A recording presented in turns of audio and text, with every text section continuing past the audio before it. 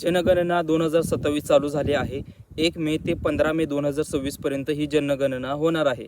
आता तुम्हाला ऑनलाईन घर बसल्या 5 मिनिटांमध्ये तुम्ही मोबाईलमध्ये कोणकोणते प्रश्न आहेत, कोणकोणत्या प्रश्नाची उत्तरं काय द्यायचं, काय द्यायचं नाही, याच्या संदर्भातली संपूर्ण प्रोसेस आपण या व्हिडिओमध्ये पाहणार आहोत. म्हणजेच जनगणना 2027ची मोबाईलमध्ये कशा पद्धतीने करायची याच्या संदर्भातली संपूर्ण प्रोसेस मी तुम्हाला सांगणार आहे. लक्षात घ्या, 1 मे ते 15 मे 2026 पर्यंत हा टायमिंग आहे. लक्षात घ्या, 15 मे नंतर तुम्हाला जे काही HLO ऑफिसर असणार आहेत ते तुमच्या दारी येणार आहेत, म्हणजे तुमच्या घरी येणार आहेत.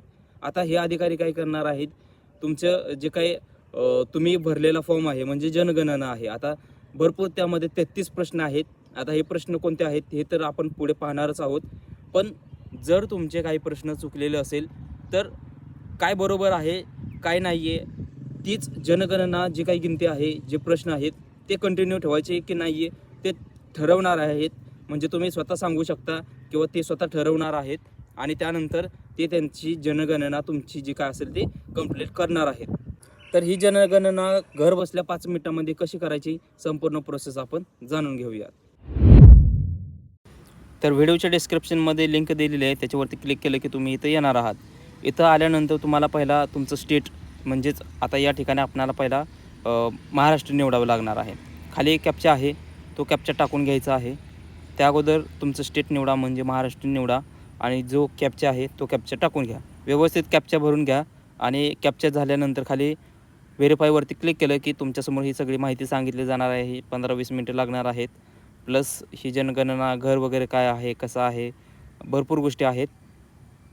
तर हे वाचायचं असेल तर वाचू शकता, पण ह्याची काही गरज नाही आहे. तुम्हाला हे दाखवण्यासाठी आहे, पण ही सगळी माहिती मी स्वतः सांगतच आहे तुम्हाला. त्याच्यामुळे वाचायची वगैरे काही गरज नाही. ओकेवरती तुम्हाला पहिला क्लिक करायचं आहे.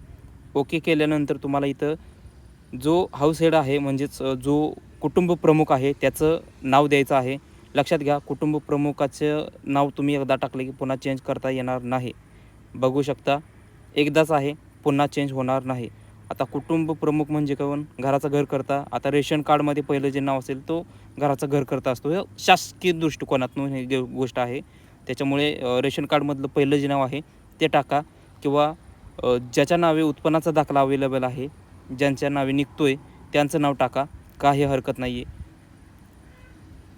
तर या ठिकाणी कुटुंब प्रमुखाचं नाव टाकून झालं की खालच्या साईडला मोबाईल नंबर द्यायचा आहे. त्यानंतर ईमेल आय डी पण आहे. लक्षात घ्या, ईमेल आय डी ऑप्शनल आहे, पण शक्यतो तुम्ही ईमेल आय डी जनरेट करा आणि जनरेट करून झाल्यानंतर मग तुम्ही इथं द्यायचं आहे. आता मोबाईल नंबर टाकून घेतला की OTP जाणार आहे. ओकेवरती क्लिक केलं की OTP जाणार आहे. OTP व्हेरीफाय करून घ्यायचा आहे. भाषा निवडायची आहे. आता कोणत्या नंबरवर ते मेसेजमध्ये जाणार आहे, काय कशासाठी आहे ते. OTP व्हेरीफाय झाला की रिडायरेक्ट होणार आहे, म्हणजे पुढच्या पेजवरती जाणार आहे, प्रोसेस पुढे जाणार आहे. आता या ठिकाणी खालच्या साईडला सगळं मॅप वगैरे आहे, पण पहिला जिल्हा पिनकोड हे टाकायचं आहे. त्याच्यानंतरच तुम्ही डायरेक्टली मॅपकडे यायचं आहे. डायरेक्टली मॅपकडे येऊ नका. पहिला माहिती तुमची आहे ती सिलेक्ट करा. तुम्ही बघू शकता तुमचं ठिकाण कुठलं आहे ते. GPS तुमचं मोबाईलचं वगैरे किंवा जे पण आहे ते सेटअप वगैरे असेल, काय असेल लॅपटॉप, त्याचं GPS ऑन करा. त्यानंतर इथं पहिला ते करण्या अगोदर काय करा, इथं तुमचा जो पण जिल्हा आहे ते सिलेक्ट करा.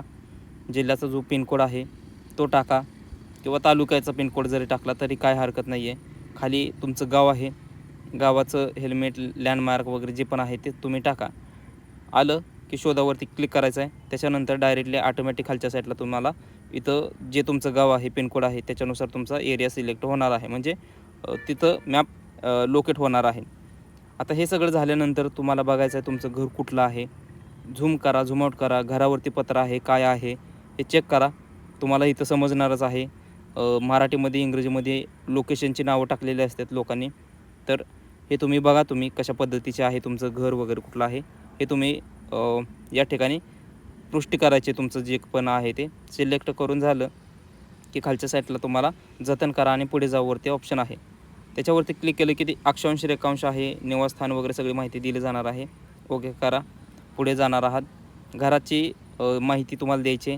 जमीन कशा पद्धतीची वापरली गेलेली आहे घराची, पक्क्या विटाचं घर आहे, कसलं आहे ते टाकायचं आहे.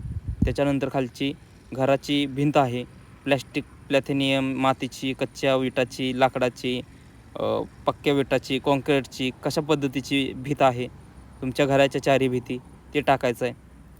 त्यानंतर घराचं छप्पर आहे, प्लास्टिकचं आहे, पक्क्या विटाचं आहे, दगडाचं आहे, स्लाईडचं आहे, कशाचं ते कॉन्क्रीटचं आहे, इतर कशाचं असेल तर जे पण प्रकार आहेत तुमच्या घराचं जे आहे ते ओरिजिनल जे आहे ते टाका. आता हे छप्पर टाकून झालं की पुन्हा खालच्या साईडला यायचं आहे, वापस स्क्रोल करत यायचं आहे. घराची स्थिती आहे, राहण्यायोग्य आहे, चांगली आहे, थोडीफार जागा असेल मोकळी तर तसं असेल तर ते टाकायचं आहे. त्यानंतर पुढे जायचं आहे. आता बघा या ठिकाणी कुटुंबामध्ये निवासस्थान किती आहे, म्हणजे किती लोकं आहेत. 4 जण राहत असतील म्हणजे जे पण आहेत, जेवढे पण आहेत, रेशन कार्डमधील असेल किंवा रेशन कार्ड व्यतिरिक्त असेल ते सगळं टाकायचं आहे. कुटुंब प्रमुखाचं नाव टाकायचं आहे, भाषा टाकायची आहे, लोकसंख्या किती आहे तुमच्या कुटुंबामध्ये ते टाकायचं आहे. कुटुंब प्रमुख आहे ते कोण आहे, स्त्री असेल पुरुष असेल ते टाकायचं आहे. त्याच्यानंतर कास्ट आहे, अनुसूचित जाती जमाती जे आहे ते तुम्हाला टाकायचं आहे. आता हे टाकून झालं की खालच्या साईडला वापस स्क्रोल करत यायचं आहे आणि खाली मालकी हक्काची स्थिती, स्वतःचं घर आहे, भाड्याचं घर आहे, भाड्याचं आणि कुठेही स्वतःचं घर असेल नसेल जे पण ऑप्शन आहेत ते टाकायचं आहे. इतरवरती क्लिक करून बाकीचं पण तुम्ही टाकू शकता. निवासस्थानी योग्य खोल्या किती आहेत, म्हणजे राहण्याजोग्या खोल्या किती आहेत. त्याचबरोबर विवाहित जोडपे किती आहेत, म्हणजे ज्यांचे लग्न झालेले आहेत ते बघा आणि जतन करा आणि पुढे जा. त्यानंतर पाण्याचा स्रोत काय आहे, पिण्याचं पाणी कशाद्वारे येते, हातपंप आहे, विहीर आहे, नदी कालवा आहे, टँकर आहे, काय जे पण प्रकार आहे तुमचं ते टाकायचं. जे आहे ते ओरिजिनल टाका. पिण्याच्या पाण्याचा उपलब्ध सोर्स काय आहे, परिसराजवळ आहे, परिसरात आहे, दूर आहे, लांब आहे, काय आहे ते टाका. प्रकाश म्हणजेच तुम्हाला लाईट बिल आहे, ते लाईट कशी येते तुमची ते बघा. शौचालय आहे का नाही आहे, वापरायोग्य आहे का नाही आहे, वैयक्तिक आहे, कुटुंबासाठी आहे, जे पण आहे ते टाकायचं आहे. नसेल तर उघड्यावर आहे म्हणून तुम्हाला सिलेक्ट करायचं आहे. त्यानंतर पाईपलाईनद्वारे कशाद्वारे या ठिकाणी शौचालयाला जोडणी केलेली आहे, म्हणजे सांडपाण्याची व्यवस्था असे समजा ते बघा. शौचालयाचा खड्डा बघा कशा पद्धतीचा आहे, एकल खड्डा आहे, दुहेरी खड्डा आहे, असा कोणत्या पद्धतीचा आहे ते. अगोदर घरकुल वगैरे मिळालं असेल तर त्याचा फोटो वगैरे घेतलेला असते, त्याच्यामुळे खोटी माहिती द्यायची नाही आहे. सेवा शौचालयाचा वापर करताय का, म्हणजे जी पण घाण साठलेली आहे ती तुम्ही काय ते शोषखड्ड्याची माणसं येतात ती घेऊन जातात, प्राणी घेऊन जातात, काय नेमकं की गटार इथं जातं आहे ते पण माहिती टाकायची आहे. त्यानंतर सांडपाण्याची व्यवस्था, उघडे गटार आहे, कसं आहे, बंद गटार आहे, गटार नाही, हे तुम्हाला व्यवस्थित टाकायचं आहे. मराठी प्रश्न आहेत त्याच्यामुळे विषय काही वेगळा नाही आहे, सगळी माहिती आहे. आता स्नानगृह म्हणजे न्हाणी वगैरे काय आहे का ते बघा, मोरी न्हाणी काय म्हणतात ते बघा.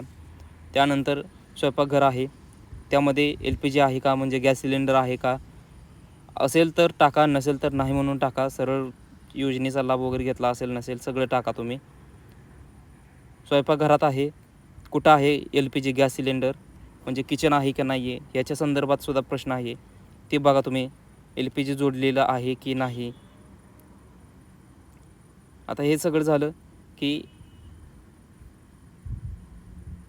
बघा तुम्ही LPGचे सगळे प्रश्न आहेत, म्हणजे गॅसचं आहे, LPG म्हणजे गॅस आहे, ते सिलेंडर तुमचं आहे किती आहे, स्वयंपाकघर कसं आहे त्याच्या संदर्भात पण आहेत.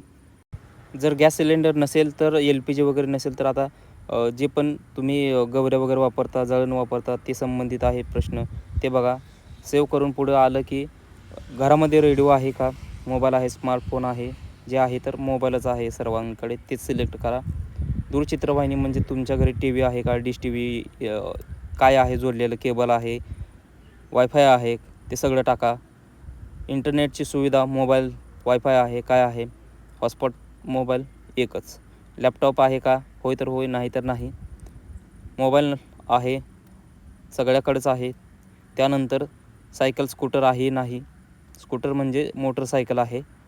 त्यानंतर कार जीप जी पण आहे ते 4 व्हीलर आहे का, मुख्य खाद्य काय आहे, ज्वारी बाजरी मका काय आहे ते टाका. त्यानंतर माहिती पुढे घ्या. तुम्ही बघू शकताय सगळी माहिती तुम्ही जी सिलेक्ट केलेली आहे ती पुन्हा बघा, चेक करा आणि पुष्टी करा, सादर करा.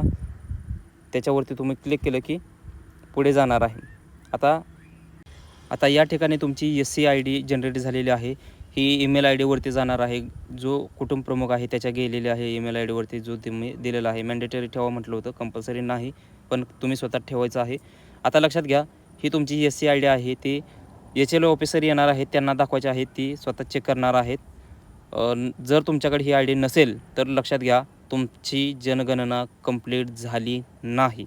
ते स्वतः पुन्हा वापस हीच प्रश्न विचारणार आहेत आणि वापस तुम्हाला हीच माहिती तुम्हाला द्यावी लागणार आहे. त्यासाठी याची प्रिंट काढून ठेवा SC IDची, किंवा तुम्ही ईमेल कंपल्सरी टाकायचा आहे.